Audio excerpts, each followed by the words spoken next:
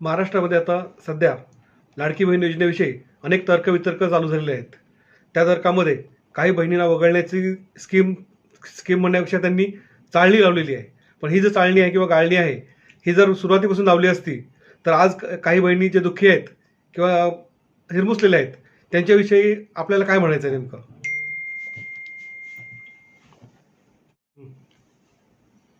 नमस्कार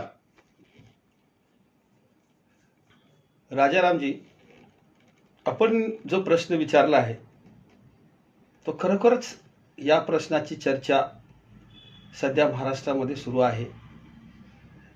विरोधी पक्ष नेत्यांनी तर अक्षरशः ह्या विषयाला उचलून धरला आहे. बरोबर आहे सर. आणि खेडेपाड्यामध्ये, गावागावामध्ये, शहरामध्ये ज्या वेळेस ही योजना सुरू झाली, सुरू झाली त्यावेळेस आपल्या महाराष्ट्राचे विधानसभेचे निवडणूक लागली. त्याच्या अगोदर ही योजना सुरुवात झाली. परंतु नेमकी ही योजना आपल्या महाराष्ट्रात कशी आली याबद्दल जर सांगायचं झालं तर लोकांना माहितीच आहे. परंतु मी थोडक्यात तुम्हाला सांगतो की ही सर्वप्रथम योजना MP मध्ये, यानी की मध्य प्रदेशामध्ये हे शिवराज सिंग चौहाननी सुरुवात केली. त्यांना चांगलं यश मिळालं.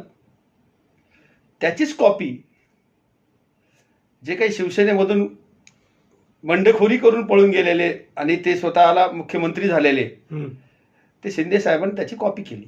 बरोबर आहे सर. कॉपी केली आणि सुरू केली. सुरुवातीला फॉर्म भरायला सुरुवात केले. धडाधड फॉर्म भरले गेले. कसलीही त्याची पडताळणी न होता, कसलीही चौकशी न करता साधारण या योजनेसाठी 2,63,00,000 फॉर्म शिंदे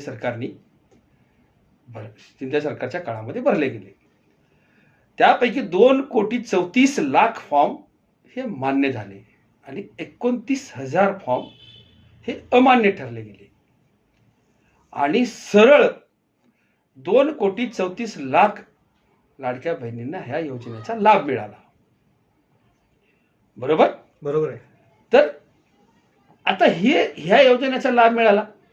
परंतु त्यावेळेस तुम्हाला आठवत असेल का नाही, पण मी तुम्हाला सांगतो की विदर्भामध्ये एका तलाट्यानी फॉर्म छाननी करत असताना त्याला हे सगळं दिसून आलं. त्याने ते फॉर्म अमान्य केला.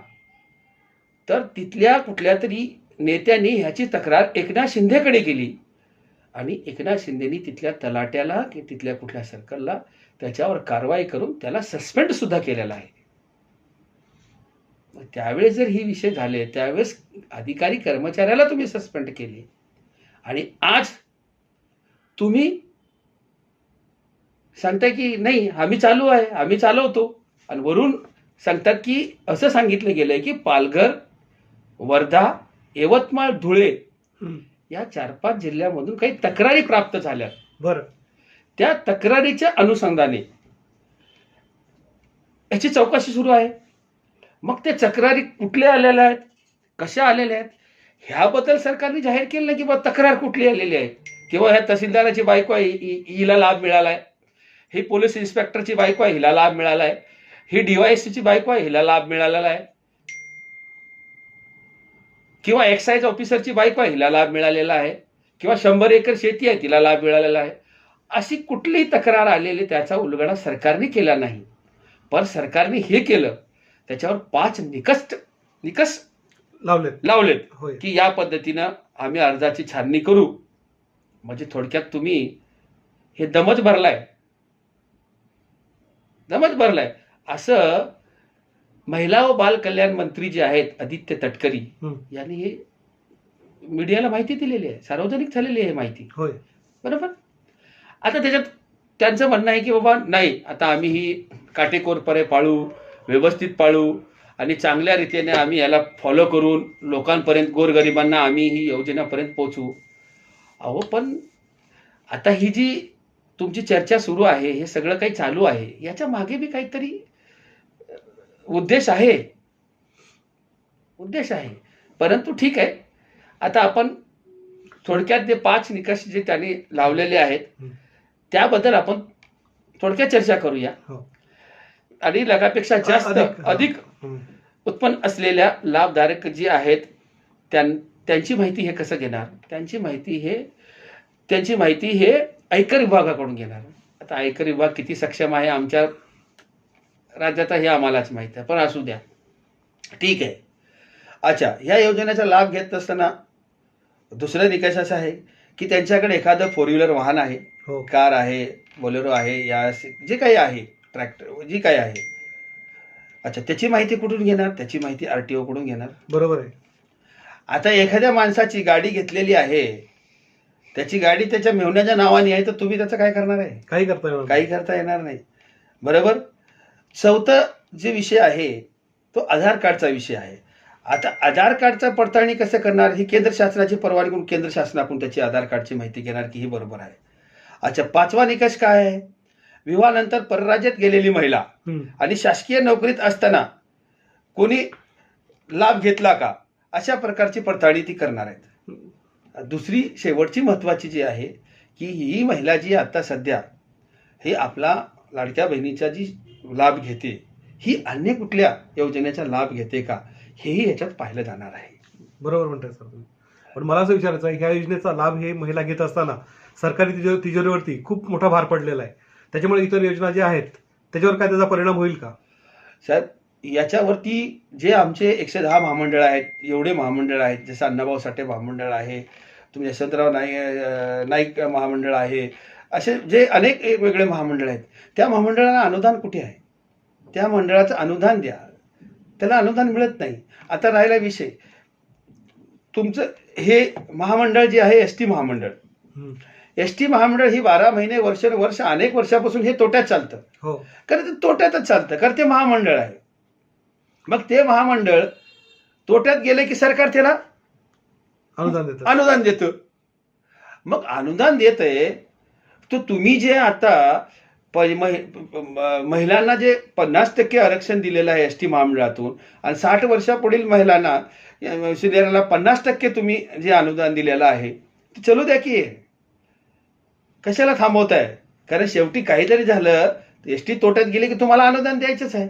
आज तुम्ही 14.95% तुम्ही हे भाडेवाढ केली. याने की एखादा व्यक्ती जर 100 रुपयेमध्ये एखाद्या गावात जात असेल तर त्याला आजच्या घडीला 114 रुपये 95 पैसे हा त्याला द्यावे लागतील. हे बुर्धन कुणाचं आहे? सर्वसामान्य जनतेचं आहे. मग सर्वसामान्य जनता हे कुठल्याही बाजूने कसंही असू, कुठलीही योजना असू, काही असू, याच्यात भरळली जाते किंवा फोरपळली जाते ही सामान्य जनता. म्हणून आता हे सगळं वारं कुठंतरी चालू आहे. महानगरपालिकेची येणाऱ्या 1-2 महिन्यामध्ये निवडणूक होणार आहे. त्यासाठी आणि खास करून यावेळेस मुंबई महानगरपालिकेची निवडणूक आहे. मुंबई महानगरपालिका म्हणजे ह्या देशाची आर्थिक राजधानी, आणि ह्याच्यावर सगळ्यांचा डोळा आहे. मग सर, तुम्हाला असं म्हणायचं आहे का निवडणुका होईपर्यंतच ही योजना चालू राहील, त्यानंतर अनेक निकष लावून योजना बंद केली जाईल? हो, बरोबर आहे की याच्यामध्ये मी तुम्हाला सांगतो की ही योजना अजून कसंही ढकलत ही जी महापालिका नगरपालिकेची काही नगर परिषदेची काही निवडणूक आहे, तोपर्यंत ही कशी तरी रखडत जाईल. 10 कट झाले, 20 कट झाले, 50 कट झाले, असं करत जे निकष लावले गेले त्या निकषामधून आणखीन काही कमी होतील. हे असंच करत जाणार. आणि हे निवडणूक एकदा संपली की त्याच्यानंतर मग यांच्याच पक्षामधला किंवा यांचाच कुणीतरी माणूस सुप्रीम कोर्टामध्ये, हायकोर्टामध्ये जाईल, रिट पिटिशन दाखल करेल आणि हायकोर्ट किंवा सुप्रीम कोर्ट ह्याला स्टे आणून देणार आणि योजना थांबणार. मग हेच उद्या म्हणणार आम्ही तर लाडक्या बहिणीला योजना द्यायला तयार होतो, पण हेच विरोधी पक्ष किंवा हेच लोक कोर्टात गेले आणि कोर्टाने आता आदेश दिला, आता कोर्टापेक्षा आम्ही मोठे नाहोत, आम्ही देऊ शकत नाही, असे करून ही योजना बंद पडणार. आणि पण सर, दिल्लीच्या निवडणुका आहेत, त्या भागात असा काय प्रयत्न केलाय का लाडकी बहीण योजनेसारखा? नाही, लाडकी बहीण योजना असेल आता त्याच्यामध्ये दिल्लीतली जी आता 5 तारखेला होणारी निवडणूक आहे, ते निवडणूक 5 तारखेला 8 तारखेला दिल्लीचा रिझल्ट आहे. या ठिकाणी हेच भारतीय जनता पार्टी जे केजरीवालनी जे लोकांना सुविधा दिलेल्या आहेत, आरोग्य सुविधा आहेत, त्याच्यामध्ये इलेक्ट्रिक विजेच्या सुविधा आहेत, म्हणजे 200 युनिटपेक्षा कमी असलेल्या त्याला मोफत वीज आहे, बरोबर आहे, तिथे मोफत आरोग्य सेवा आहे, पाणी मोफत दिलेलं आहे, शिक्षण महत्वाचं आहे ते मोफत दिलेलं आहे, मोहल्ला क्लिनिक ते म्हणतात छोटे छोटे ते चालू केलेले आहेत. असे अनेक ही जी लोकांच्या बेसिक गरजा आहेत, ह्या बेसिक गरजावर तिथल्या लोकांनी पूर्ण लक्ष दिलेलं आहे. तर तेच विषय घेऊन भारतीय जनता पार्टी किंवा अन्य जी काही पक्ष तिथे त्या रिंगणामध्ये आहेत निवडणुकीच्या, तेही म्हणतात की आम्ही त्याच्यापेक्षा चांगली सुविधा देऊ, एवढंच म्हणतात. बाकी याच्यामध्ये काय? बरोबर आहे सर. आज खूप छान माहिती दिली तुम्ही, अनेक प्रश्न विचारले, त्याची योग्य उत्तर दिलेत. धन्यवाद सर. थँक्यू.